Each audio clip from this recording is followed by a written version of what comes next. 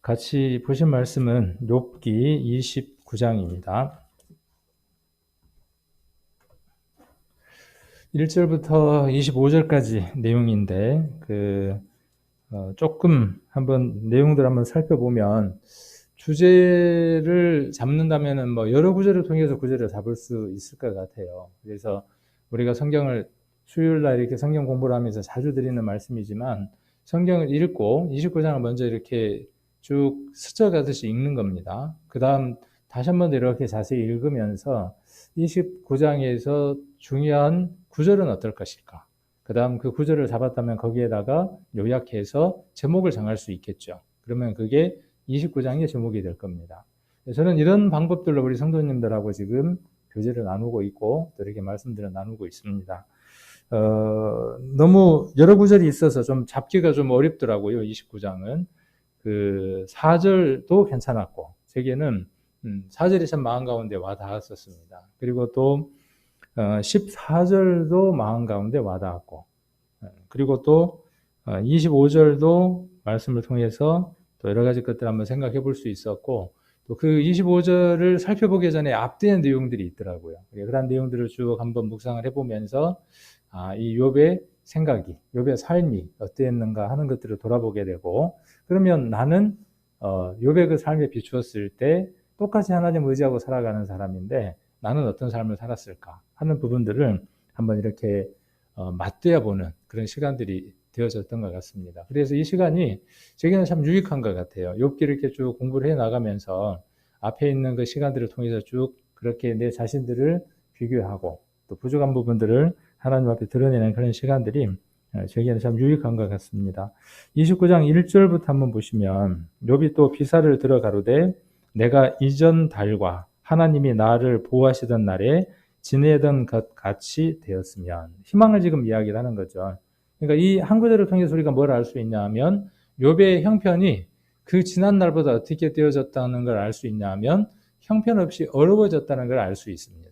그래서 여기에서 옛날과 같은 시절로 돌아가면 참 좋을 텐데 그 시절이 끝내 돌아오지 않을 것 같아 라고 지금 독백을 하고 있는 거죠. 그러면서 3절부터 이전에 좋았던 것들, 이전에 어떤 것들이 좋았는가 하는 내용들에 대해서 소개를 하기 시작을 합니다. 그래서 3절에 보시면 그때는, 그리고 또 4절에도 중간 부분에 보시면 그때는, 또 5절에도 보시면 그때는, 또 7절에도 보시면 그때는 이렇게 나와 있죠. 그러니까 우리가 이런 걸 쭉 읽으면서 우리가 대화하는 거하고 똑같아요. 누군가하고 대화할 때. 대화할 때 보면 어떤 단어가 반복적으로 나온다는 얘기는 뭐냐 하면 그 얘기에 그 사람 마음이 가 있다는 거죠. 중심이 되는 거죠. 그러니까 이 그때라는 건 뭐냐 하면 제가 간혹 그 우스갯소리로 그런 얘기를 하잖아요. 왕년에 내가 개 타고 오토바이 장사하던 시절에 그러잖아요. 개 타고 오토바이 장사는 못 하는데 잘 알아들어야 되는데 못 알아듣더라고. 개 타고 오토바이 장사는 못하고 보통 오토바이 타고 개 장사는 하는데, 그러니까 뭐냐면 왕년을 그리워하는 거예요. 이전의 그 삶들을 추억하는 거죠. 그래서 그때는 그의 등불이 내 머리에 비쳤고, 이 그의 등불은 누구의 등불입니까? 하나님의 등불이죠. 자, 그리고 그 광명은 뭐냐 하면 하나님의 광명입니다. 힘입어 흑암에 행하였었느니라. 과거형으로 이야기를 하고 있죠. 자, 그리고 나의 강장하던 날과 같이 지내었으면, 이것도 지금의 상황을 이야기하는 거죠. 지금 4절에서는 초반에는 뭘 이야기하느냐 하면 지금의 상황에서 간절함을 이야기를 하는 거예요. 내가 왕년에는 혈기도 왕성했고 모든 것들이 잘 됐는데 지금 그 얘기를 하는 겁니다. 다시 한 번 더. 자, 그러면서 그때는 뭐예요? 지금의 때와 그때를 어떻게 하는 거죠? 대비해서 지금 설명을 하는 거죠. 그래서 나의 강장하던 날, 그날을 지금 설명하는 거죠. 나의 강장하던 날, 그때를 지금 이야기를 하는 겁니다. 그래서 오늘 제목으로 삼은 것처럼 하나님의 우정이 내 장막 위에 있었으며, 하나님의 그 우정이 누가 그 하나님과 동행을 했습니까? 누가? 우리가 성경에 보면은 나오는 대표 여러 인물들을 두고 이제 이야기할 때 보면 누가 하나님과 동행했다고 이야기하느냐 하면 누가 하나님과 동행을 했죠? 여러 인물들이 나오잖아요. 노아도 그랬고, 그 다음에 에녹도 그랬고, 그렇죠. 그들이 하나님과 동행했다라고 이렇게 표현되어져 있습니다. 그리고 아브라함도 하나님과 동행을 했고, 그래서 동행이라고 하는 말에 나오는 그 부수적인 단어들이 뭐냐면 벗이에요. 벗. 그는 나의 벗이다. 이렇게 표현을 하죠. 동행하니까 그 동행 속에서 뭐가 생기는 거죠? 교제가 생기고 사귐이 생기면서 서로 정들이 쌓이는 거죠. 그걸 우정이라고 이야기하고 그런 관계를 벗이라고 이야기를 하는 겁니다. 그러니까 하나님은 감히 피조물인 우리 인간을 두고 하나님을 향한 인간의 그 간절함이 있는 사람, 하나님과 교제하고 싶고 하나님하고의 그 만남의 시간 속에 있고 싶어하는 모든 사람들을 향해서 하나님은 무엇이라고 말씀하시느냐 하면 내 벗이라고 이야기를 하시고, 그렇죠, 내 친구라고 말씀하시는 거죠. 예수님도 우리에게 그렇게 말씀을 하셨고, 그래서 욥은 그런 관점에서 얘기를 하는 겁니다. 하나님의 우정이 내 장막 위에 있었다. 그렇죠. 우리도 이렇게 고백을 할 수 있죠. 우리 하나님의 은혜와 우리 하나님의 자비하심이 오늘도 우리 가정 위에 있어서 우리가 오늘 이렇게 하나님을 찬양할 수 있고 이렇게 호흡할 수 있습니다. 라고 우리가 오늘 이렇게 이야기를 하고, 시간이 지나서 1년이 지나고 2년이 지나고 5년이 지나고 10년이 지나서 우리는 무엇이라고 되돌이켜 보느냐 하면 10년 전에 우리는 그때 하나님 우리를 보호해 주시는 그 보호하심 속에 있었어. 그때 하나님 우리와 함께 있어. 그리고 나는 하나님의 그 말씀에 나는 반응했어. 라고 이야기를 할 수 있는 것이죠. 지금 욥은 그런 얘기를 하고 있는 겁니다. 어떤 상황 속에서요? 욥이 모든 일들이 잘 되고 모든 일들이 긍정적인 상황에서 그 얘기를 했느냐? 아니면 정말 처절하리만큼 힘든 상황 속에서 하나님을 저주할 수밖에 없는, 누구든 어떤 상황 속에서 보아도 그렇게 하는 것이 자연스러울 수밖에 없는 상황 속에서 욥이 이렇게 옛날을 회상했는지 우리는 돌아볼 필요가 있죠. 이런 것들을 통해서 우리가 욥의 인내를 배우라고 하는 말씀들에 대한 교훈들을 얻는 거죠. 그래서 우리가 욥만큼 그렇게 힘든 상황 가운데 처할 수 있을까라고 우리가 말씀을 통해서 우리 자신들을 살펴보게 되는 거죠. 그걸 통해서 우리가 힘을 얻게 되고 위로함을 얻게 되는 거죠. 물론 우리 주님을 통해서 우리가 뭘 얻게 됩니까? 우리 주님이 그렇게 고난 가운데 있으셨는데 나 정도의 고통은 아무것도 아니냐라고 우리가 위로를 삼고 이겨나갈 수도 있습니다.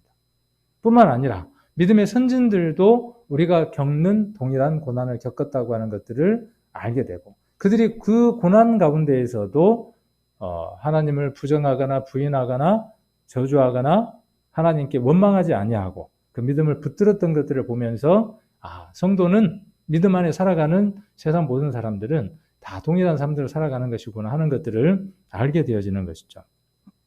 그래서 하나님의 우정이 내 장막 위에 있었으며 하는 이 간증은, 이 고백은, 이 독백은 참으로 그 구원받은 사람 입에서 나올 수 있는 아름다운 말이다라는 생각이 들어집니다.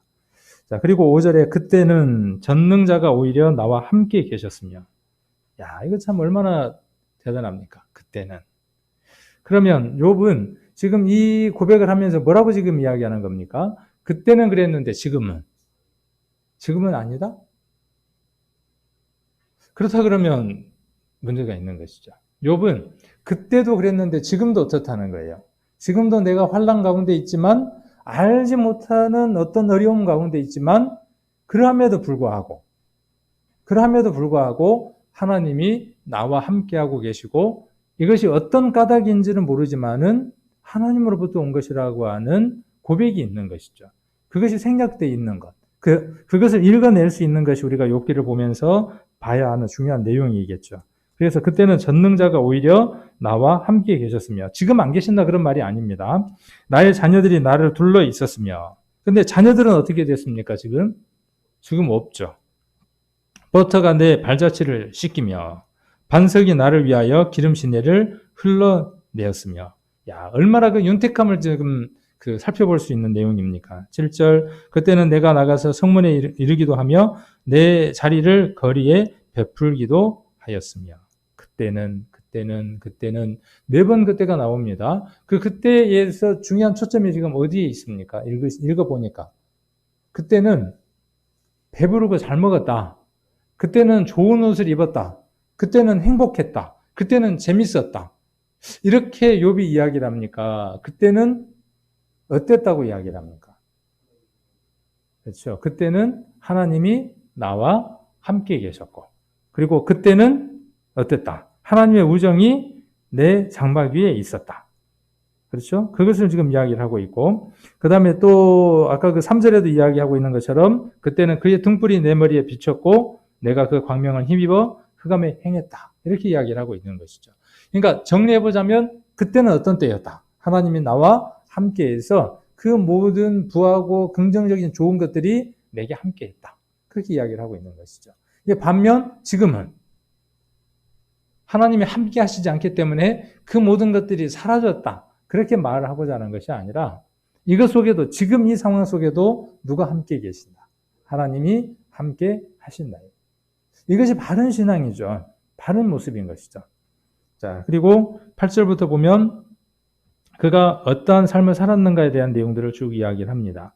12절에 보시면 이는 내가 부르짖는 빈민과 도와줄 자 없는 고아를 건졌습니다. 그러니까 하나님이 자기에게 베풀어준 그 모든 것들을 가지고 그가 어떠한 삶을 살았는가에 대한 내용을 이야기를 합니다. 우리에게 우리의 고백 가운데 우리의 과거를 돌아보는 것 가운데에 중요한 초점이 무엇이 있어야 되느냐 하면 내가 구원함을 받았다. 하나님의 자녀이다. 하나님으로부터 모든 걸 내가 공급받았고 살았다. 얼마 동안? 10년, 20년, 30년 동안. 그런데 그 안에 무엇이 없으면요. 그 안에 참 좋았다란만 있으면 의미가 없다는 것이죠. 욥이 이야기하고 있는 것처럼 그 속에 무엇이 있어야 된다는 것이죠. 하나님으로부터 온 것으로 말미암아 그가 어떤 삶의 행위를 행하고 살았느냐 하는 것이죠. 그래서 빈민과 도와줄 자 없는 고아를 어떻게 했다고요? 눈여겨보았고 도왔다고 이야기를 합니다. 어쩌면 구원받은 우리가 이 세상을 살아가면서 해야 할 일들을 잘 보여주고 있는 것이죠. 그것이 모여져서 우리가 시간이 지났을 때 어느 날 과거를 회상하면서 내가 하나님 은혜 안에서 어떤 사람을 이렇게 돌봤노라고 말할 수 있는 것이겠죠. 자, 그리고 13절, 망하게 된 자도 나를 위하여 복을 빌었으며, 망하게 된 자가 누구를 위해서 복을 빌었다고요? 나를 위해서 복을 빌었다. 욥을 위해서 복을 빌었다고요. 이 말은 무슨 말이에요? 망하게 된 자가 누구의 도움으로 말미암아, 욥의 도움으로 말미암아 그 망한 데에서 도움을 얻었어요. 그러니까 욥에게 도움을 받은 그 사람이 누구를 위해서 복을 비는 겁니까? 욥을 위해서 복을 비는 거예요. 하나님이 주신 것들로 말미암아 욥은 그렇게 베풀었다라고 이야기를 합니다. 구원받은 우리의 삶들도 무엇이 필요하냐 하면 내게 입을 것, 먹을 것, 잘 자릴 것, 타고 다닐 것들이 족하면 거기에서 잉여되는 것, 남는 것들, 남는 게 없나요? 내 쓰기도 부족한데 그것들을 가지고 어떤 삶들을 살아가는 겁니까? 이런 삶들을 살아가는 거죠. 눈에 보여야죠. 망하게 된 자도 눈에 보여야 되고 빈민도 보여야 되고 도와줄 자 없는 고아도 보여야 하겠죠. 욥은 그것을 보았습니다. 그래서 이렇게 표현을 했습니다. 그래서 과부의 마음이 나로 인하여 기뻐 노래했어요. 과부도 어떻게 했다는 거예요? 욥의 도움을 받았다는 겁니다. 저는 우리 교회 안에 직분자들을 세울 때 물론 성경 안에 나와 있는 직분자의 기준이 있습니다. 그런데 어떠한 자가 직분자가 되어져야 되느냐 하면 이러한 사람이 직분자가 되어져야 하는 겁니다. 이러한 사람들이 하나님의 일을 교회 안에서 해야 하는 것이죠. 성도의 어려움, 성도의 힘든 것들, 이런 것들을 잘 돕는 사람. 만일 여기에서 어떤 것들에 대해서 투표를 한다 그랬을 때 어느 한 사람을 두고 이 사람이 교회 안에 사람이 일을 하기에 합당합니까? 라고 이야기했을 때 아까 망하게 된 자, 교회 안에 그렇게 힘든 자들이 있을 거 아닙니까? 그렇게 힘든 자들을 도왔던 그 성도가 집사고 장로고 교회 안에 일꾼으로 나왔을 때 모든 성도가 뭐라고 이야기하겠어요? 그 도움을 받은 성도들이. 복을 빌고 저분은 교회 안에서 하나님의 일을 해야 됩니다라고 하는 말이 이루어지겠죠. 그래야 맞겠죠. 저나 교회 안의 직임자들이 그러한 자들로 세워져야 하겠죠. 그래서 과부의 마음이 나로 인하여 기뻐 노래했어요. 교회에서 힘들고 어려운 성도들이 그들을 보면 어떻게 했어요? 힘을 얻는 것이죠.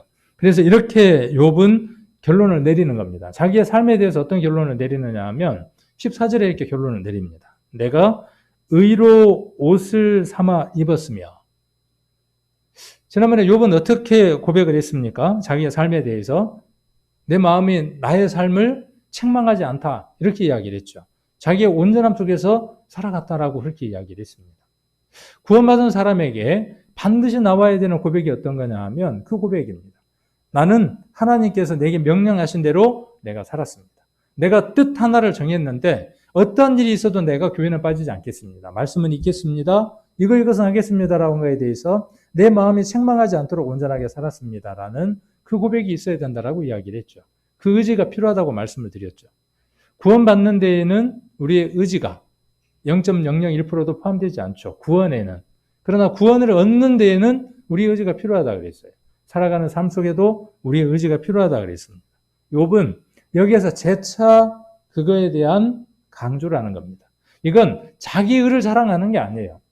내가 이렇게 살았으니까, 내가 교회에서 이만큼 했으니까, 내가 살아가면서 이만큼 했으니까 나보다 더 잘하는 사람 있으면 나와봐. 이렇게 말하는 자기 자랑이 아니라 하나님 안에서 내가 마땅히 해야 할 일들을 이렇게 행하고 살았습니다라는 자기 고백에 대한 얘기들이죠.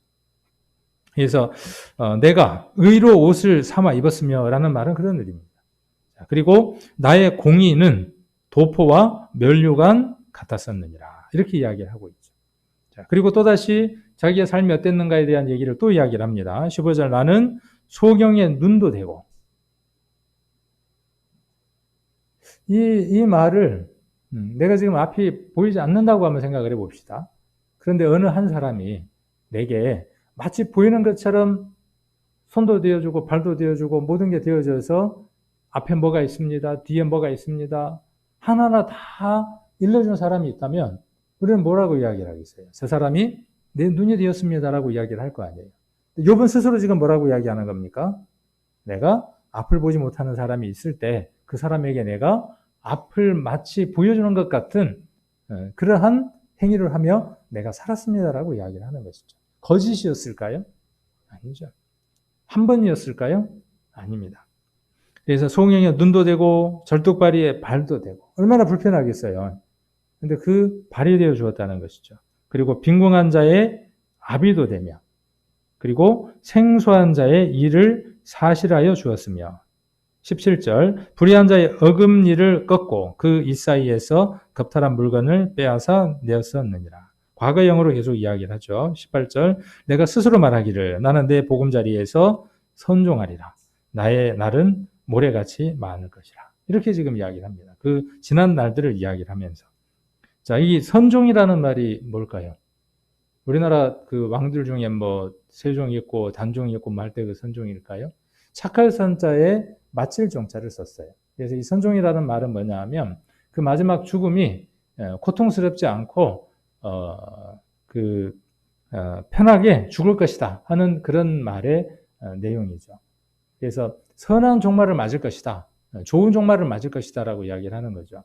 이 선종이라는 말은 어디에서 많이 사용하느냐 하면 가톨릭에서 많이 사용을 합니다.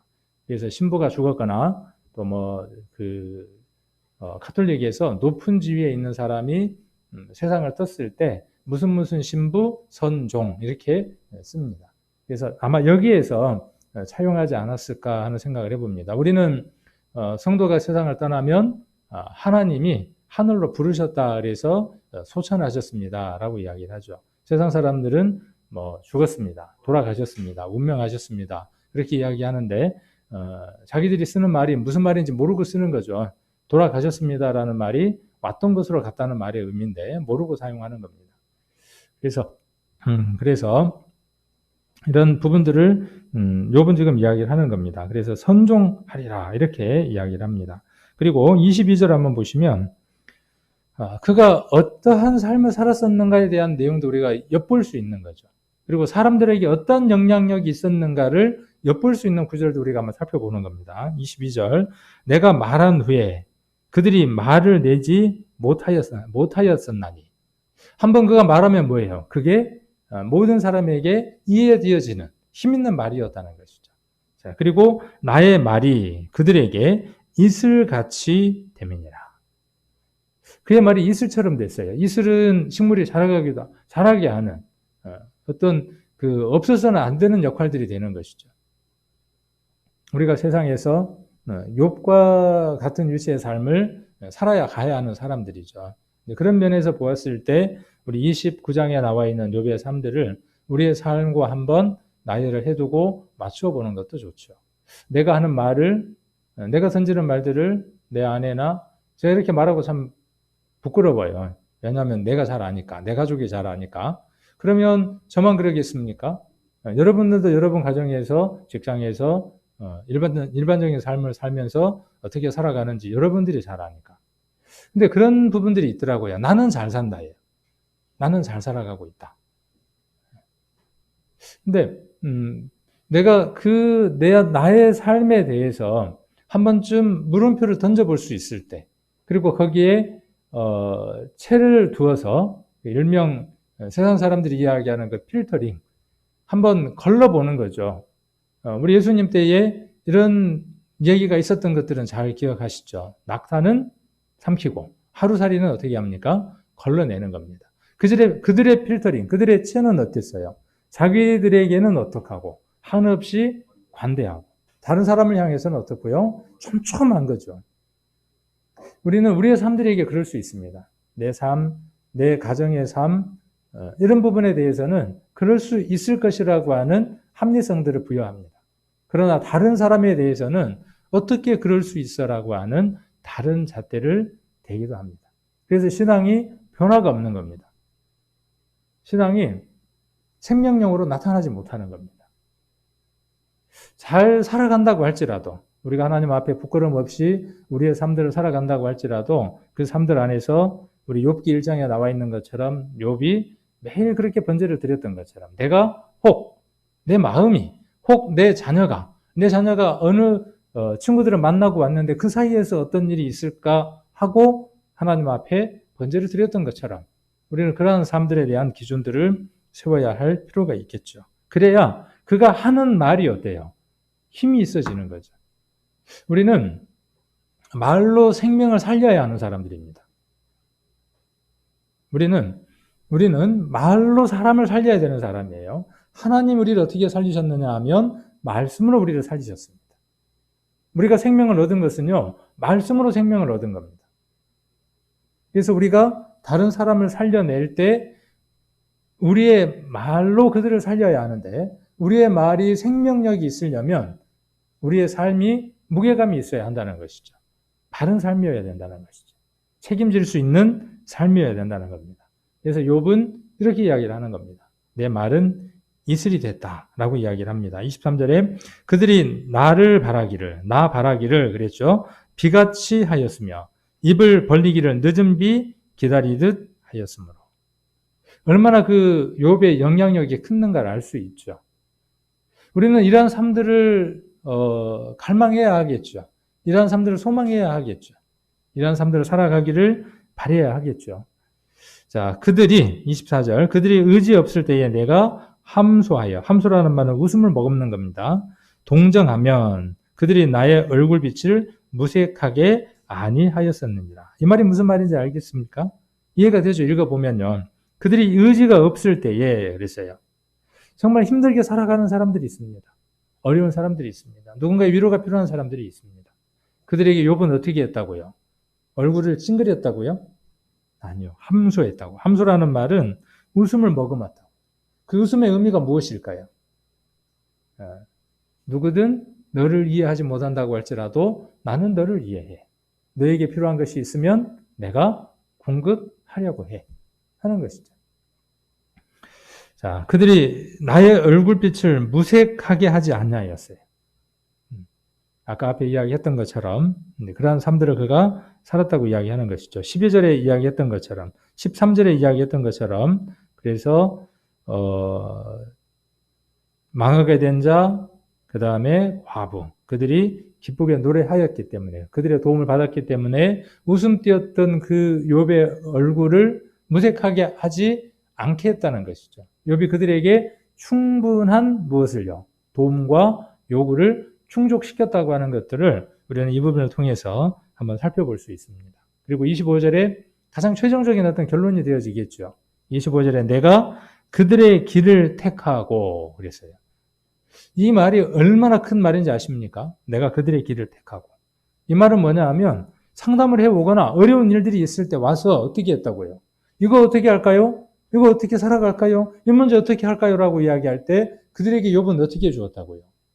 기도 가운데에 자기 생각을 이야기하는 게 아니라 기도 가운데에 하나님께서 어떻게 자기의 삶을 이끌었느냐 하는 그 경험을 토대로 해서 그들에게 무엇을 제공했다고요?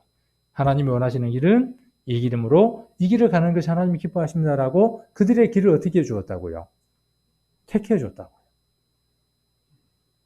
욥의 삶이 그랬다고요. 자, 그리고 으뜸으로 그랬죠. 으뜸으로 앉았었나니. 그러니까 어때요, 사람들이? 당신의 도움을 안 받은 사람이 없습니다. 당신은 정말 고마운 사람입니다. 라고 으뜸에 앉혔다는 거죠. 왕이 군중의 거함도 같았고.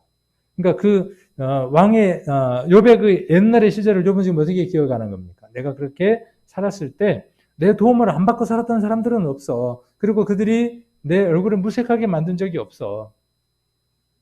그리고 나를 왕처럼 그렇게 대우를 했어. 라고 이야기를 하는 거죠. 애국하는 자를 위로하는 사람도 같았었느니라. 욥은 어떤 삶을 살았다? 하나님 앞에 이러한 삶을 살았다라고 이야기를 하는 겁니다. 그래서 이 부분들을 조금 이제 정리를 한번 해보면서 살펴보면 될 것 같습니다. 그래서 29장 전체는 과거를 회상하고 있는 욥의 내용이에요. 그래서 쭉 내용이 이제 아까 제가 드렸던 말씀이고 시간이 많이 지나가니까 이제 뒷부분만 조금 한번 읽어보도록 하겠습니다. 그래서 31장에 가서 자신의 의로움을 강력히 주장하기 위한 근거로 29장의 내용을 욥은 독백으로서 이야기를 하고 있는 겁니다. 그래서 처연하게 전개되는 욥의 독백은 먼저 하나님과 동행했던 것을 주제로 삼고 있습니다. 아까 1절부터 7절의 내용들 중에 보면 하나님의 우정이 내 장막 위에 거했다. 뭐 이런 내용들로 이야기를 하고 있으면서 초점이 어디에 있느냐 하면 하나님이 나와 함께 해주셨다. 그리고 내가 하나님과 함께 했다 하는 것들로 이야기를 하고 있습니다. 자, 이는 욥에게 있어서 하나님의 침묵이 얼마나 큰 고통이었는지를 단적으로 드러내주고 있는 겁니다. 욥에게 있어서 가장 힘든 게 무엇이었느냐 하면요. 자녀들이 죽은 것, 재산이 다 잃어버린 것, 자기 몸에 병이 나 있는 것, 물론 그것도 한 부분일 수 있습니다. 그러나 그것보다도 더 큰 게 무엇이냐 하면 이것이 무엇 때문인지 알지 못하는 고통이에요. 하나님이 왜 내게 이것을 허락하셨을까에 대한 의문이에요. 우리는 전지적 작가 시점에서 욥기를 바라보고 있으니까 그 일들이 어떻게 해서 진행됐는지를 우리는 너무나 잘 압니다. 그러나 욥은 어때요? 알 길이 없는 것이죠. 그래서 이 주제를 그의 부귀와 영예 그리고 의롭게 행함보다는 먼저 회상했어요. 아까 뒷부분은 뭐냐 하면 내가 잘 살았다, 영예롭게 살았다, 그리고 내가 정말 성실하게 하나님 주신 것으로 내 주변에 있는 사람들에게 잘 돌봤다. 그걸 아까 회상을 했잖아요. 그 회상하는 것보다 먼저 뭘 회상했다고요? 내가 하나님과 함께 했던 것, 하나님이 내게 은혜를 베풀어 줬던 것, 이런 것들을 먼저 이야기를 하고 있다는 것이죠. 그래서 욥은 기복신앙을 하지 않은 것을 우리는 욥기를 통해서 볼 수 있습니다. 기복신앙은요, 대한민국만의 독특한 왜곡된 믿음입니다. 믿음이라고 이야기할 수 없는 것입니다. 잘 믿으면 복 받는다고 하는 이 등식은요, 성경에서 찾아볼 수 없는 등식입니다. 이것은 어디에서만 찾을 수 있는 등식이냐 하면 이방 종교에서 얻을 수 있는 아주 단편적인 쉬운 그런 신앙이라고 할 수도 없고 것들입니다. 그래서 욥은 그런 기복신앙을 갖고 있지 않았음을 알 수 있고 욥을 시험에 빠뜨린 사탄의 관계의 허구성은 욥의 고백을 통해서 확실히 이루어지죠. 우리는 욥기를 통해서 우리가 무엇을 알게 되느냐 하면 욥의 그 모든 고난의 근본이 뿌리가 어디에 있는 걸 알 수 있냐 하면 사단으로부터 왔다고 하는 것들을 우리는 읽어낼 수 있죠. 그렇죠? 우리는 아까 이야기했던 것처럼 전지적 작가 시점에서 우리가 바라보고 있으니까요. 그래서 사람이 향수에 젖는 때는 언제일까? 사람이 향수에 젖잖아요. 그러면서 요즘 이야기하는 것처럼 나 때는 말이야 그러잖아요. 그런 사람들을 회사에서는 뭐라 그런대요? 요즘 뭐 꼰대라 그런다더만. 나 때는 말이야 이러면서 그때는 복사기도 없었어. 그때는 뭐 칼라 복사기가 어디 있어? 뭐 그때는 뭐가 어디 있었어? 그렇게 이야기하는 사람들, 그런 사람들은 뭐 꼰대라 그러고 또 그걸 낫대는 말이야. 이렇게도 이야기를 한답니다. 근데 그렇게 옛날을 추억하는 사람들의 그 대다수가 무엇 때문이냐 하면 현재가 그때보다 좋지 못하기 때문에 그렇다는 것이죠. 그래서 만사 형통일 때는 현재 축복의 복에 겨워 향수에 빠질 일은 없는 겁니다. 사람은 현재가 힘이 들고 고통이 있을 때 과거를 떠올립니다. 특별히 과거에 잘 나갔다면 더 그럴 것이다. 욥도 고통 중에 향수에 빠진다. 그러나 그의 향수병은 자기중심적, 자기 영우화와 자기 도취의 과거사에 근거한 것이 아니다. 하나님께서 자기를 보호하시던 때와 하나님이 그의 장막에 기름을 발라주셨던 때를 회고한다. 물론 하나님의 은혜로 자신이 지역사회에서 얼마나 존경받았었는지를 기억하고 있었다. 그리고 그는 가난한 사람, 고아, 과부, 눈먼 사람, 다리를 저는 사람, 나그네 및 죽어가는 자를 돌보아 주었고 자신이 불의한 자에 맞서는 챔피언이었다는 사실을 추억하고 있다. 시절을 추억하고 있다 그랬죠. 과거를 건강하게 돌아보는 것은 필요합니다. 과거를 우리가 돌아보는 것은 참으로 중요합니다. 왜요? 지나간 과거가 없이는 지금의 이 시간이 없기 때문입니다. 또 우리가 하나 알아야 될 것은 뭐냐 하면 지금의 이 시간이 모여져서 시간이 먼 지난 어느 날 지금의 이 시간이 뭐가 되느냐 하면 과거가 되는 겁니다. 그리고 우리가 그때 뭔 얘기를 하느냐 하면 그때는 이라고 이야기를 하는 겁니다. 미래에 시간이 지난 그 어느 날 지금의 이 시간을 아름답게 기억하고 추억하기 위해서는 우리에게 무엇이 필요할까요? 우리는 욥기를 통해서 이러한 것들을 한번 확인해 볼 필요가 있죠. 하나님이 나와 함께하고 계시는 그 시간들을 바라볼 수 있어야 한다는 것이죠. 또한 하나님께서 내게 허락하신 그 모든 것들을 통해서 정말 청지기로 얼마나 충성되이 그것들을 잘 활용하고 살아가는지에 대한 철저한 점검이 필요하다는 것이죠. 그래야 과거를 돌아볼 때에 그 과거가 아프지 않겠죠. 그래서 과거를 건강하게 돌아보는 것은 꼭 필요하고 중요한 것은 왜 그러냐 하면 사실상 구약의 전반적인 내용은 뭔 얘기냐 하면 과거 속에 개입하신 하나님의 스토리예요. 그리고 하나님의 백성은 과거를 회상해 보도록 명령까지 받았습니다.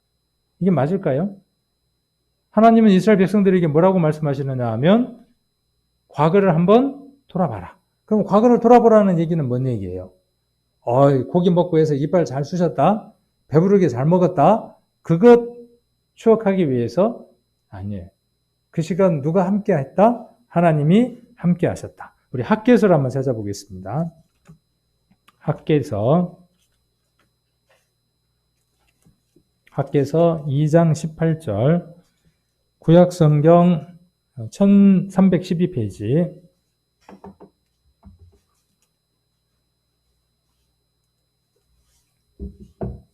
학개서 2장 18절입니다. 너희는 오늘부터 이전 일을 추억하여 보라. 학개 선지자를 통해서 하나님이 이스라엘 백성들에게 명령하신 것이죠. 오늘부터 이전 일을 어떻게 하라고요? 오늘부터 시작해서 이전 일을 어떻게 보라고요? 한번 떠올려봐. 추억 한번 해봐. 기억을 한번 해봐. 그 어느 것 하나 하나님의 손길이 닿지 않았던 적이 있었어? 하나님의 보호하심이 없었을 때가 있었어? 너희가 그렇게 하나님을 대적하고 원망하고 불평했을지라도 하나님의 보호하심과 인도하심이 떠난 적이 있었어? 너희가 비록 불뱀이 너희를 물게 했던 그 일이 있었을 때에도 하나님은 그 일 가운데 계셨음을 기억해야 돼 라고 지금 이전 일을 이야기를 하는 것이죠. 지나간 일들을 기억하게 하는 겁니다. 그러면서 여기는 특별히 뭔 얘기를 하느냐 하면 성전을 짓는 이들에 대한 이야기를 하는 것이죠. 그래서 보라 9월 24일 곧 여호와의 전 지대를 쌓던 날부터 추억하여 보라. 그 이전부터 어떻게 해보라고요? 추억해보라. 19절의 얘기 뭡니까? 자, 족식 공자가 오히려 창고에 있느냐? 포도나무, 무화과나무, 석류나무, 감람나무에 열매가 맺지 못하였느니라. 그러나 오늘부터는 내가 너희에게 복을 주리라. 물론 그 추억했던 것 속에 어떤 때도 있었다. 19절에 기록했던 것처럼 무엇도 있고요. 열매가 없고 아무런 소출이 없었을 때도 있었다. 아까 이야기했던 것처럼 불뱀이 그들을 물어서 죽음 가운데 처할 때도 있었다는 것이죠.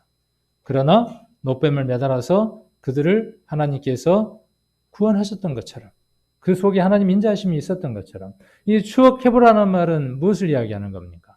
너희가 어떠한 삶을 살았을 때 하나님께서 어떻게 보응하셨는지, 어떻게 갚으셨는가를 잘 한번 떠올려 보라는 것이죠.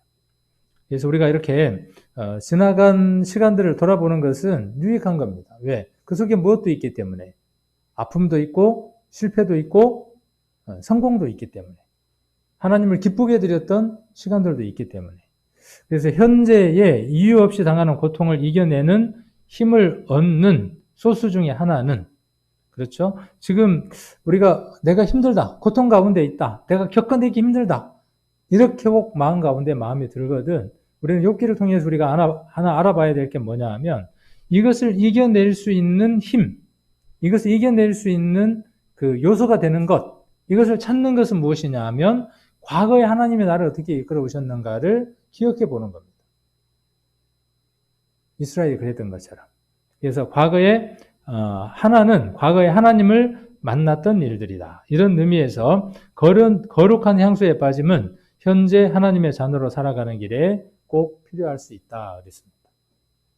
그러니까 과거를 돌아보는 건 우리에게 유익합니다. 그러나 그 과거에 매이는 것은 어때요? 지나간 과거에 잘했던 것에 내가 지금도 만족해하고 있고, 지나간 실수에 내가 지금도 붙들려서 어깨를 펴지 못한다면 큰 문제가 있는 것이죠. 전도서 7장을 한번 보겠습니다. 전도서 7장.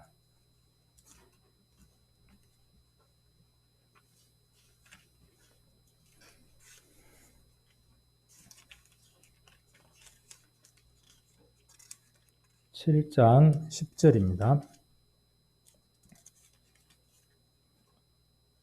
전도서 7장 10절을 보시면, 옛날이 오늘보다 나음이 어쩌미냐 하지 말라. 이렇게 묻는 것이 지혜가 아니니라.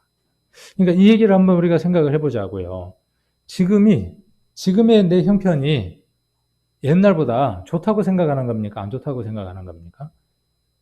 안 좋다고 생각하는 거예요. 자, 이렇게 생각하는 것은 지혜다, 지혜가 아니다. 지혜가 아니다. 왜 그럴까요? 내가 생각할 때 내게 좋지 않는 그 시간, 내게 만족되지 않는 그 조건들, 내가 원하지 않는 그 모든 것들이 베풀어져 있는 것들, 그것을 제가 지금 말씀드린 것처럼 내가 원치 않는 일이라고 내가 정의 내린 겁니다. 그 얘기는 무슨 얘기냐 하면, 지금 내게 있는 것들이 하나님으로부터 왔다라고 내가 인정하지 않고 있다는 것이죠. 왜? 아까 제가 말씀드린 것처럼 내가 원하는 게 아니니까. 그러니까 내가 원하는 그것이 있었던 그때가 뭐예요? 좋았다는 거예요. 그래서 옛날이 지금보다 낫다고 말하는 것은 그래서 지혜가 아니다는 것이죠. 그리스도인들은 비가 오면 아이고 비를 먹을 놈은 날씨가 왜 이렇게 굳다냐, 이 말이 은혜가 될까요, 안 될까요? 좋지 않는 이 날씨가 누군가에게는 좋은 날일 수 있습니다. 그 사람에게 좋은 날이어야 되기 때문에, 그 사람에게 이 비 오는 날이 필요하기 때문에 그 날이 비 오는 날일 수 있습니다. 누군가에게. 근데 우리라고 이야기하면 안 되겠죠. 덜어는 그래야 되겠죠. 덜어가 원하지 않는 것들이 베풀어지면 그건 누구로부터 온 것이라고 생각하느냐 하면 하나님이 주신 것이 아니야라고 결정을 하는 겁니다. 지나온 자들의 얘기가 그것이잖아요. 좋은 것, 긍정적인 것, 그것이 과학의 산물이라고 이야기를 하는 겁니다. 신앙도 그렇다고 이야기를 하는 겁니다. 좋은 것, 잘된 것, 큰 것, 기름진 것, 이것이 누구로부터 온 것이라고 생각하느냐 하면 하나님으로부터 온 것이라고 생각하는 겁니다. 욥은 29장에서 뭔 얘기를 하느냐 하면 이전에도 그것은 누구로부터 온 것이었다는 거예요. 전부 다 하나님으로부터 온 것이었다. 그래서 내가 그것을 하나님이 필요로 하는 곳에 내가 썼다는 거예요. 지금 내게 알지 못하는 일이 베풀어져 있지만 이것도 누구로부터 온 것이다고요? 하나님으로부터 온 것이다는 것이. 그래서 그 과거가 지금 현재 영향을 미칠 수 있는 과거여야 되겠죠. 과거에 내가 그렇게 살았는데 지금은 그렇게 살아가지는 못해. 내가 그때는 정말 많은 사람에게 전도를 하고, 그때는 내가 교회에서 정말 잘 나오고, 그때는 정말 내가 성경도 그냥 송이꿀처럼 달게 성경을 먹었는데, 그 얘기를 하려고 하는 요지가 어디에 있죠? 자, 내가 그때는 전도도 잘했어. 그때는 교회도 잘 나왔어. 그때는 내가 성경도 정말 송이꿀처럼 잘 읽었어. 근데 그 얘기를 하고 지금도 내가 그렇게 살아갑니다 이야기하는 사람이 있나요? 아니면 지금은 점점점인가요? 그렇죠. 네. 그때 그랬으면 지금도요. 그렇죠. 그것이 맞는 것이죠. 왜요? 하나님의 그 생명력의 능력은 그때나 지금이나 동일하기 때문에 그렇습니다. 초대교회 사도행전 시절에 있었던 그 성령의 역사. 한번 사도들이 외치면 한 번에 5,000명이 구원받았던, 수많은 사람들이 구원받았던 그 성령과, 그렇죠? 그 성령과 오늘 우리가 이렇게 교제하거나 나눌 때 한두 사람밖에 앉아있지 않는 그곳에서 우리가 교제할 때 그들 속에 함께하는 그 성령과 다른 성령입니까? 한번 물어보고 싶을 때가 있어요. 그 성령과 그 성령은 동일한 성령입니다. 지금 우리 안에 역사하는 성령도 어떻습니까? 몇 안 되지만 외로운 이 길을 가고 있지만 이 안에 역사하는 영도 하나님의 영이라는 것이죠. 근데 크고 적음의 차이는 어디에 있을까요? 한 번에 몇천 명씩 구원받는 그 역사와 지금은 근근히 유지되기도 힘든 그런 어떤 성령의 역사의 차이는 어디에 있을까요?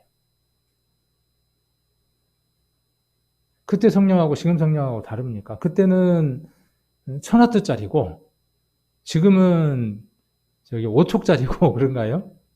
성령은 그렇지 않습니다. 성령은 그때의 성령과 지금의 성령은 동일합니다. 하나님이 어제나 오늘이나 동일하신 것처럼 성령도 어제나 오늘이나 동일하신 분입니다. 그러면 무엇 때문에 그러냐 하면 그것을 받아서 반사체가 어떻게 반사를 하느냐에 대한 문제죠. 어떻게 반응하느냐에 대한 문제입니다. 우리 교회도 마찬가지입니다. 이 동일한 시간에 말씀이 선포될 때에 이것들을 내가 어떻게 수용하고 그 수용된 것들을 어떻게 내가 어떤 방향으로 비춰서 살아가느냐에 따라서 성령의 역사가 어떻게 나타나느냐 합니다. 참 말은 잘하는데 지는 그렇게 사는가 모르겠다. 그러면 어때요? 그 성령은 동일한 성령인 겁니다. 동일한 성령이지만 그 사람 안에서는 성령이 어떻게 되는 겁니까? 그만큼만. 그래. 지나간 삶 속에서 내가 그렇게 뜨겁게 살았던 시간이 있었지만은 지금은 식어버려서 냉과리처럼, 시편은 냉과리라고 표현되어 있죠. 모닥불이 아궁이 속에서 활활 탑니다. 불 뗄 때 우리 장작 가마솥 때 불 뗄 때 그 장작 한번 보셨잖아요. 마른 장작이든 생 장작이든 거기다 넣고 태우면 그 불길이 셀 때는요, 마른 장작이든 생 장작이든 상관없습니다. 그냥 같이 타기 시작을 합니다. 그런데 얘가 거기다가 물을 한번 뿌리고 가면요, 식기 시작을 합니다. 좀처럼 다시 어때요? 그 불을 이렇게 세우기가 참 어렵습니다. 혹은 우리가 이제 불이 너무 세면 어떻게 합니까? 그 불을 장작을 하나 꺼내가지고 어떻게 합니까? 물을 부어 놓죠. 그럼 뭐가 올라갑니까? 연기가 올라가죠. 그걸 냉발이라 그랬어요. 그렇게 식어버린 장작 하나를 다시 태우려면요, 참으로 어렵습니다. 저는 교회 안에서 그런 모습들을 참 많이 봅니다. 제가 그런 시간을 보냈을 적도 있었습니다. 교회를 떠난 적은 없었지만은, 교회 안에 계속 있었지만 상처받고 뭔가 불평불만이 내 안에 가득할 때, 아까 그 냉가리처럼 타버린 연기로 내 안에 가득해서 힘든 그 시절을 보낼 때에는요, 교회 안에 있지만 안 타요. 좀처럼 같이 타지 않습니다. 물하고 기름처럼 분리되어 있는 것처럼 겉도는 겁니다. 본인도 알아요. 이 문제를 내가 해결해야 된다는 것도 알아요. 설교가 어떤 때에는 찔림으로 들려올 때도 있어요. 그런데 인정하고 거기에서 내가 해결하고 싶지는 않는 거예요. 근데 제 마음 안에 어떤 건 있었냐 하면 다윗이 그랬던 것처럼 정말 제가 처음 하나님 안에 있었던 것처럼 그 첫 사랑을 회복하고 싶습니다. 뜨거워지고 싶습니다. 무엇이 장애인지는 모르지만 하나님은 제가 믿음 안에서 다시 회복하고 살아가고 싶습니다 하는 간절한 기도는 날마다 있었어요. 근데 안 돼요. 구역 모임을 가면 구역 모임에서 뭔가 불편하고 수양회를 가봐도 불편하고 어디를 가봐도 불편한 거예요. 그러면 구역 모임에 문제가 있냐? 수양회가 문제가 있냐? 어느 모임에 문제가 있냐? 있을 수 있어요. 그것 때문일 수도 있어요. 그러나 궁극적인 것은 무엇이냐면요. 아니에요. 그래서 뜻을 정했어요. 제가 아까 욥처럼 뜻을 정했습니다. 어떻게 정했냐 하면 제가 예배에 참석하고 모든 일들은 다 하겠습니다. 지금처럼 하는 것처럼 간절히 합니다. 그리고 더 제 마음 가운데 간절합니다. 그리고 제가 구원받고 하나님 앞에 기쁨을 얻었던 것은 누구누구 목사의 말도 아니고 누구 어떤 글도 아니고 어떤 영화도 아니고 어떤 것도 아니었습니다. 나를 기쁘게 하고 나를 정말 살아있게 했던 것은 말씀이었으니까 제가 말씀을 읽겠습니다. 그전에도 읽었어요. 근데 정말 간절함으로 읽겠습니다. 모든 말씀을 내게 주어지는 말씀으로 읽겠습니다라고 당시 9시에 출근해야 되는 시간인데 7시 반까지 출근을 했어요.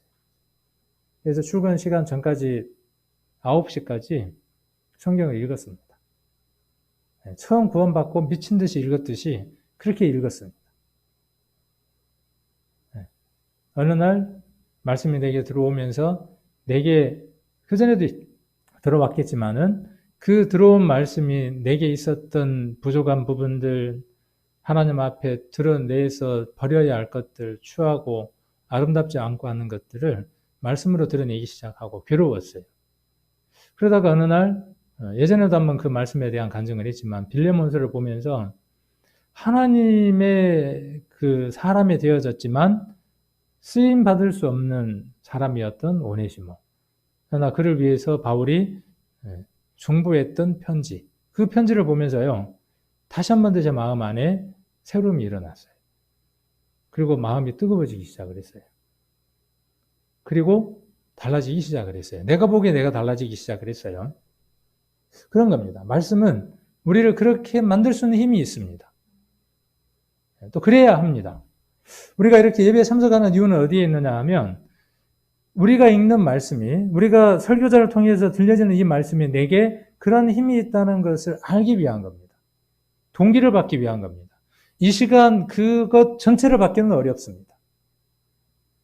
내게 하나님을 향한 뜨거움과 열정과 한 방향이 정해지지 않거든 한번 작정을 한번 해보십시오.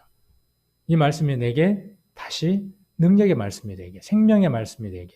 그 어떤 것도 지난번 로마서 8장 얘기를 했지만 그리스도의 사랑에서 끊을 수 없다고 하는 것들을 확인할 수 있도록 지금 끊어져 있었던 겁니다. 하나님의 사랑을 받았지만 구원을 받았다고 하지만 어떠한 시간을 보냈냐 하면 그리스도와 교제가 없는 상태에서 소통되지 않는 상태에서 많은 시간을 보냈던 거죠. 그런데 그 끊어짐을 회복시켜줬던 것은 무엇이었냐 하면 말씀이었습니다. 교제도 필요하겠죠. 그런데 그 교제도 그렇게 크게 힘이 되어지지를 못했어요. 찬송도 들었어요. 잠깐의 어떤 힘도 있어요. 그런데 말씀이 들어와서 지금도 그 말씀들을 기억하게 됩니다. 우리가 구원받을 때에 어떠한 말씀들이 내게 힘이 되어져서 지금도 잊어버릴 수 없는 것처럼 욥처럼 우리의 삶 안에서 그런 굴곡들이 있을 때 넘어짐이 있고 또 거기를 우리가 딛고 일어서서 한 발 앞으로 나아갈 때 그곳마다 이스라엘 백성들이 돌무덤을 두고 어떤 걸 두어서 기념을 했던 것처럼 그러한 말씀들이 우리에게 주어지기 마련입니다. 그럴 때 힘이 샘솟습니다. 그래서 내가 하나님 안에서 욥처럼 하나님의 일을 할 수 있는 그런 사람으로 다시 변화되어지는 겁니다. 그리고 하나님이 그러한 사람을 교회 안에서 쓰시는 겁니다. 누가 누구를 그곳에 넣어서 쓰는 게 아니라 하나님이 그 사람을 쓰임에 합당하게 다루어서 교회 안에서 그 일들을 해나가시는 것이죠. 또 그것을 우리가 보았을 때 동일한 눈으로 아멘으로 화답하게 되는 것이고요. 그래서 욥은 하나님께서 인도하시고 보호하시는으로 인해 자신이 이제까지 복된 생활을 했다는 신앙 고백을 했습니다. 이와 같이 우리는 극심한 고난에 처한다 해도 지금까지 베푸신 하나님의 은혜를 기억하고 그것으로 인해 끝까지 감사와 소망의 신앙을 잃지 않아야 합니다. 이 끝까지라는 게 참 어렵습니다. 그래서 끝까지 견디는 겁니다. 끝까지 붙드는 겁니다. 우리가 이걸 생각해 볼 수 있습니다. 예전에 우리 전도집회 할 때 그런 얘기를 많이 했잖아요. 옛날에 구원받기 전에 신앙생활, 기성교회 신앙생활은 아이가 엄마 치맛자락을 붙들고 다니는 것이다. 그렇게 비유를 했죠. 시장을 갔는데 옛날 그 큰 시장들 가면 얼마나 번잡합니까? 아이가 그 엄마 치마를 잡고 가는 겁니다. 엄마가 장 보느라고 바쁘고 사람이 많으면 아이가 손을 놓치면 어떻게 되느냐 하면 걔는 미화되는 겁니다. 그런데 구원이라는 것은요, 복음이라는 것은 무엇을 아느냐 하면 하나님의 내 손을 붙드셨다는 것을 아는 겁니다. 내가 그분의 손을 붙들었고, 우리 요렇게 잡는 거 있잖아요. 요렇게 잡는 겁니다. 하나님이 내 손을 잡으셨고, 내가 그분의 손을 잡고 있는 겁니다. 이거 아니면 아닌 거예요. 이것도 있어야죠, 이렇게. 이게 자기 의지니까. 붙들고 있는 겁니다. 그런데 나는 힘이 빠질 수 있어요, 없어요? 힘 빠지기도 해요. 지치면 놓기도 해요. 그러나 이거 아무도 못 든다고, 이 손에서 잡힌 나를 빼앗을 수 있다고요, 없다고요? 아무도 빼앗을 수 없다는 겁니다. 그것이 나로 하여금 다시 그 손을 꼭 붙들게 하는 것이죠. 이게 없는 사람은 구원이 아닌 겁니다. 이 소망이 없고 이 믿음이 없는 사람은 무엇인가든가가 문제가 있는 겁니다. 이 소망을 가진 자는 언제까지 가는 겁니까? 끝까지 가는 겁니다. 그래서 이제 장로교회에서는 그렇게 이제 이야기를 하는 겁니다. 교리를 어떻게 세운 거냐 하면 한 번 선택받은 사람은 절대로 버려지지 않는다는 겁니다. 맞아요, 안 맞아요? 지난번에 우리 한번 공부했잖아요. 네, 맞습니다. 그런데 한쪽에서는 뭐라고 이야기하는 겁니까? 아니다. 쥐가 나버리면 끝나는 거다. 네, 그렇게도 이야기를 하는 겁니다. 양쪽이 다른 거죠. 근데 우리의 믿음은 어떻습니까? 성경은 어떻습니까? 성경은 하나님이 모든 사람을 붙들기로 결정하셨고 붙드셨죠. 그 붙으셨다는 사실을 발견하는 것이죠. 그 발견한 것, 그리고 그 발견하는 것 속에서 살아가는 사람은 어때요? 그 구원은 소실되지 않는 것이죠. 유실되지 않는 것이죠. 그 사람에게는. 그것이 성경의 말씀입니다. 그래서 한 번 구원받은 사람은 두 번 다시 하나님으로부터 끊어지지 않는다라고 하는 것이 말씀입니다. 근데 그게 뭘 만들어내기도 했어요. 그게 뭘 만들어냈냐 하면 아무렇게나 살아도 된다. 그래서 나온 게 뭐냐 하면 그 알미니안주의가 나오기 시작을 한 겁니다. 그래서 나온 게 장로교에 한 번 구원받은 사람은 하나님이 놓지 않는다 하는 그 생각이 그것에 너무 치우쳐 있는 것이 교회로 하여금 잠들게 만들었어요. 전도 안 해도 돼. 그죠? 왜 전도 안 해도 되죠? 구원받은 사람, 안 받은 사람 다 정해놨는데 뭐 알아서 올 건데 뭐. 그러니까 교회가 어때요? 무덤처럼 잠들어 있으니까 그 잠든 것을 깨우기 위해서 어떻게 이야기를 하는 겁니까? 한번 지금 제가 말씀드린 것처럼 그렇게 하나님의 완전한 자녀가 됐다고 할지라도 뭐라고? 속았을지 모르니까, 구원 안 받았을지 모르니까, 하나님이 붙드시지 않았을 수도 있으니까 한번 점검해보라는 것이죠. 그랬더니 이제 뭐 문제가 생기는 거예요? 그러면 끊어질 수도 있다냐? 이러고 이제 또 문제가 생기고 하는 것이죠. 그 두 가지가 교회 상에는 계속 반복되는 겁니다. 교회는 그 둘을 가지고 패턴이 돕니다. 10년이나 20년 주기로 교회의 메시지는 끊임없이 주기적으로 반복합니다. 성도가 잠들어 있으면 구원받았냐 안 받았냐? 라는 이야기를 하고 행위에 대한 삶에 대한 얘기를 하게 되고 또 교회가 이렇게 커져나가고 어느 정도 자리를 잡으면 그 다음에 무엇에 대한 얘기를 하느냐 하면 우리 구원받은 것들에 대한 얘기를 하고 그래서 이것들이 반복되어지는 삶들을 살아가기도 합니다. 자, 그래서 이 1절부터 29장 1절부터 6절까지의 내용은 고난에 처한 욥의 어떤 상황들을 이야기를 하고 있고 욥이 아까 이야기했던 것처럼 무엇에 대한 것들을 붙들고 있는 걸 볼 수 있습니까? 7절까지로 해서 하나님이 자기에게 어떻게 삶을 이끌어 주셨는가에 대한 감사에 대한 내용들로 기록되고 있는 것들을 볼 수 있죠. 그 다음 욥기를 통해서요. 욥기와 같은 시기에 쓰여졌던 창세기, 출애굽기, 레위기, 민수기, 신명기에 대한 내용들도 같이 한번 우리가 다뤄볼 수 있습니다. 그 욥기의 시대상에 있어서 고아라든지 그 다음에 또 아까 과부라든지 이런 부분에 대해서 어떻게 성경이 이야기하고 있는지 또 그것이 하나님의 어떤 그 마음과 어떤 관련들이 있는가에 대한 것들도 우리는 욥기를 통해서 엿볼 수 있습니다. 그래서 2절부터 25절까지는 성경이 말한 사회보호법에 대한 내용입니다. 지금 복지사회 그러면 어때요? 복지사회 그러면 누가 가장 먼저죠? 복지사회에서 가장 먼저 최우선이 되는 사람이 어떤 겁니까? 그러면 그런 기준들이 지금의 어떤 그 사회학자들이 만들어낸 것들이냐? 그렇지가 않다는 것이죠. 그 근본들이 어디에 있다는 것이죠? 3,500년 전에 쓰여진 성경으로부터 그 모든 것들이 나와 있다는 것들을 볼 수 있습니다. 그것들이 하나님으로부터 나온 것이라고 하는 것들을 우리는 모세 오경을 통해서도 읽을 수 있고 지금 욥기를 통해서도 욥이 하나님으로부터 받은 것을 통해서 무엇을 위해서 살았는가를 우리가 살펴보면 그 당시 3,500년 당시 하나님이 어디에 마음을 두고 있었는가를 우리가 잘 살펴볼 수 있다는 것이죠. 그래서 성경이 말한 사회보호법의 근거는 어디에 근거를 두고 있냐 하면 하나님의 공의와 사랑과 자비에다가 두고 있습니다. 자, 공의와 사랑은 별개라 그랬나요? 같은 거라 그랬나요?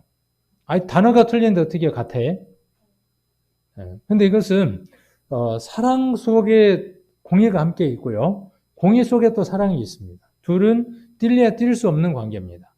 우리는 전도 집회 때 이 내용들에 대해서 너무나 잘 들어서 알고 계실 겁니다. 부모가 자녀에게 징계를 하고 매를 댈 때 공의죠. 그러나 그 안에 무엇이 있느냐 하면 그 자녀의 그릇된 삶이 그를 망칠 수 있기 때문에 사랑하는 마음으로 매를 대는 것이죠. 그래서 사랑과 공의는 함께 공존하는 겁니다. 그것을 우리는 또한 자비의 어떤 개념으로 생각을 해볼 수 있습니다. 그래서 자비라고 하는 건요, 자비는 그 친절하다라는 말도 또 있고요. 자비라는 말 안에 자비라는 단어가 예를 들어서 영어로 어떤 단어다 그랬을 때 뜻이 여러 개로 있는 것처럼 이 자비라는 말은 히브리어로 헤세드라고 이야기를 하는데 그 헤세드라는 말은 자비라는 말로 번역이 될 수도 있고 은혜라는 말로 번역이 될 수도 있고 여러 단어들로 번역이 되어질 수 있다는 것이죠. 그런데 이 자비라는 말 안에 무엇이 또 들어있냐 하면 다행이다 하는 것도 들어있습니다. 다행이다. 저와 여러분은 참으로 다행이죠. 왜요? 하나님이 무엇을 베풀어 주셨기 때문에요. 자비를, 은혜를 베풀어 주셨기 때문에 다행히 어때요? 우리는 영원한 형벌을 면한 사람들이 됐죠. 이러한 사회보호법의 제정은 하나님의 선하신 뜻이고 명령입니다. 하나님께서 인간으로 하여금 조화로운 사회생활을 할 수 있도록 평등과 자비 그리고 사랑의 정신에 근거한 보호법 제정을 명하셨습니다. 그러니까 하나님이 가난하고 힘들고 어렵게 살아가는 그들을 보호하라고 하나님이 뭘 정하셨다고요? 법을 정하셨다고요. 보호법을 정하셨다고요. 그 보호법이 어디에 기록되어 있다고요? 아까 모세 오경이라고 하는 것 속에 들어있다고요. 그것이 확대되어진 것이 우리가 보고 있는 모든 말씀들이 되어지는 것이죠. 그래서 고아와 과부와 주변에 힘든 사람들을 돌아보라고 하는 것은 하나님의 마음이 담겨져 있는 마음이라는 것이죠. 그 안에 공의와 그 다음에 사랑과 자비가 들어있다는 것입니다. 우리가 하나님의 자비를 받은 사람이니까 자비를 누린 사람들이니까 다행이죠. 그러면 우리가 어떠한 삶을 살아야 되겠습니까? 이제는 하나님의 그 자비하심을 받은 사람처럼 자비, 은혜, 친절 여러 가지 뜻이 있다 그랬어요. 인애도 그렇고 하나님 우리에게 자비한 심령으로 우리를 사랑해 주셨기 때문에 우리가 지옥에서 천국으로 갈 수 있는 사람이 됐습니다. 그래서 우리가 자비함을 입은 사람들이 됐습니다. 그래서 우리가 무엇을 베풀 수 있는 사람입니까? 불교에서는 누구만 자비를 베풀 수 있어요. 아니, 불교는 잘 모르겠네요. 제가 불교의 교리에 대해서 잘 모르는데 부처님에 대해서 부처님이라고 하면 안 되고 부처에 대해서 이야기하기는 뭐라고 이야기를 해요? 대자 대비하신 부처 땡 이렇게 이야기하잖아요. 거기에 자비가 들어가거든요. 그래서 우리가 꼭 이야기할 때 자비 그러면 뭘 생각을 해요? 불교 쪽의 어떤 개념의 단어를 생각한단 말이죠. 극락 그러면 극락도 어떤 용어라고 생각하죠? 불교의 개념이라고 생각을 해요. 근데 성경에 극락이라는 말이 나오나요, 안 나오나요? 나오는지 안 나오는지는 한번 찾아보십시오. 나오니까 그렇게 이야기를 하겠죠. 그런 용어들이 불교의 전용물이나 전용 단어가 아니라 성경 안에서 훨씬 더 먼저 찾아볼 수 있는 하나님께 속한 단어라는 것들을 알 수 있습니다. 그래서 자비는 하나님으로 인간을 찾아보셔서 인간의 모습이 되셔서 자신을 주신 것이 최고의 자비입니다. 그것이 우리에게는 큰 다행인 겁니다. 그래서 하나님 우리에게 원하시는 것은 그 자비를 우리가 베풀고 살아가는 겁니다. 이사야서 57장을 한번 보겠습니다.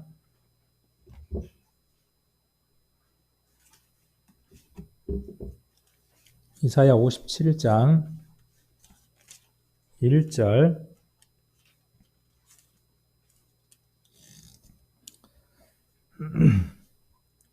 1036페이지 의인이 죽을지라도 마음에 두는 자가 없고 그렇죠. 구원받은 사람이 초상집에서 초상을 쳐도 아이고 구원받은 사람이 죽었네. 저 죽음이 참 귀한 죽음이네.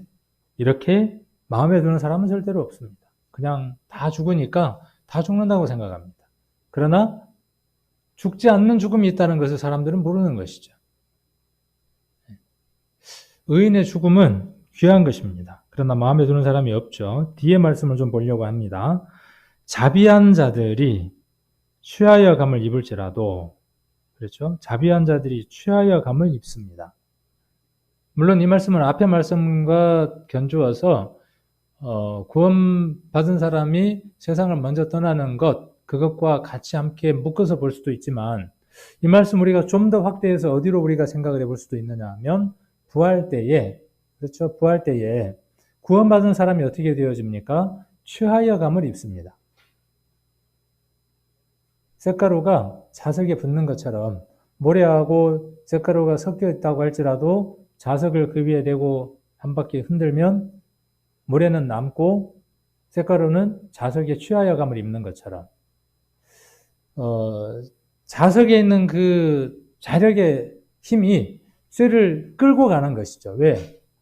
그 둘은 어떻게 되어지도록 서로 관련되도록 본능적으로 그런 힘을 받도록 만들어진 관계입니다. 그러니까 쇳가루와 자석은 뛸래야 뛸 수 없는 관계 속에 있는 겁니다. 자비의 본체이신 하나님과 여기 자비한 자들, 이 자비한 자들은 누구냐 하면 하나님의 그 자비함을 입어서 이 세상에 진짜 자비를 베풀 수 있는 우리들을 이야기를 하는 겁니다. 그 자비한 자들. 저와 여러분들이 이 세상 안에 이 자비를 베풀어야 하는 사람들이죠. 이 사람들이 언젠가 떠나버리는 날이 오는 거죠. 근래 우리 전사님께서 그 시대의 마지막 것들에 대한 이야기들을 잘 해주고 계시잖아요. 지난 주일에는 언제 있을 일들이었습니까? 신령 환란 가운데에 어떠한 일들이 유대인들에게 어떠한 일들이 있을까에 대한 내용들을 요한계시록 14장을 통해서 말씀해 주셨죠. 이것은 그 이전에 신령 환란 이전에 그렇죠? 신령 환란 전에 일어날 일에 대해서 이사야서에서 이야기하고 있는 것이죠. 자, 그리고 그 의인은 화액전에 취하여 감을 입은 것인 줄로 깨닫는 자가 없도다 그랬습니다. 구약과 신약은 이렇게 맥이 통하고 있으면서 우리가 갖고 있는 진리에 대해서 명확하게 힘을 가질 수 있도록 이야기를 해줍니다. 우리의 부활은, 우리의 휴거는 뜬구름 잡는 얘기가 아니라 반드시 있을 얘기라고 성경 여러 곳에서 이렇게 약속을 해주셨습니다. 그리고 우리가 그 약속 가운데 들어가 있는 자비한 자라고 하는 사실. 그래서 욥처럼 어떠한 삶을 살아야 한다는 것이죠. 자비한 삶을 사는 사람이어야 한다는 것이죠. 다음 주에 이 29장 또 30장 이렇게 이제 이어서 이야기하면서 이 자비한 자의 삶에 대한 것, 또 하나님께서 어떠한 사람들을 보호하라고 했는가에 대한 내용들도 좀 더 자세히 살펴보는 시간들을 갖도록 하겠습니다.